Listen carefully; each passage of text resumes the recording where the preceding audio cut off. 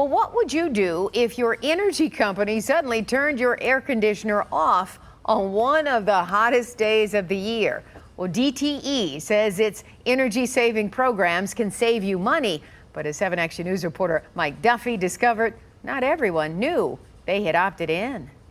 DTE sent out this email this week notifying many of its customers that their air conditioning could be turned off during periods of peak electric demand, something many customers say they were unaware of. So my 2 meters are right here. I wasn't even aware that I had to until just recently. Sergio Montanez bought his Lincoln Park home last August. He says he didn't find out until Tuesday, one of the hottest days of the year, that his house was part of DTE's CoolCurrent program. I didn't even know that it was already installed in here until, like I said, I got that email. He told me what the email explained. During the hot days, DTE will be, I guess, shutting off our AC for I guess, intervals of 15 minutes. He's not alone. Following the email, other DTE customers expressed their surprise and displeasure with comments like, "I called them and they told me my house already had it on the house when I bought it. I was unaware of it until today." Another said, "Looks like everyone is getting that email. Glad I'm on consumers and don't have to deal with DTE." The thing is, the program is not unique to DTE.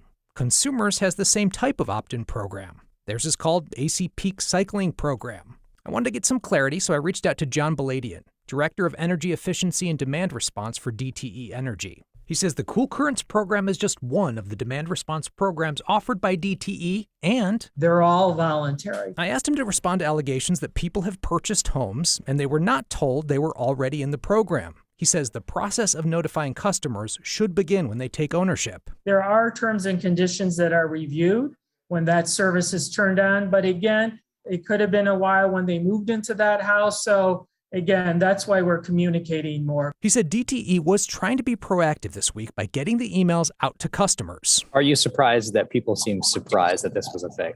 I'm not surprised, and that's why we did the communications, because we haven't. With some of our other programs, we communicate every year. How long has this program been a thing? The program has been in effect for at least over 30 years. And the number of customers that we have currently is about 260,000 customers. The program involves actually stopping the air conditioner at the source 15 minutes on, 15 minutes off for no more than 8 hours in a 24-hour window. Do we know what the average savings is with this program? The average savings for a customer from their cooling perspective is about 17%. And yet, even that information isn't enough for someone like Montanez. I wanted to cancel it. I mean, and that's exactly what I did. In Lincoln Park, Mike Duffy, 7 Action News. Yeah, especially when temperatures go above 90, right?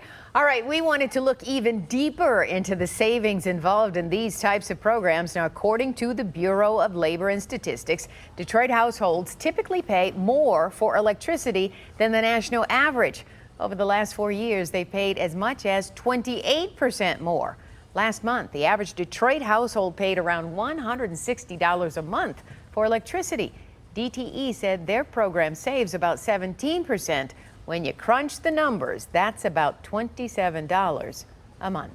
Wow, big numbers there. If you have more questions about DTE's energy-saving programs, go to WXYZ.com and look for Mike's story. We have included a link to DTE's frequently asked questions.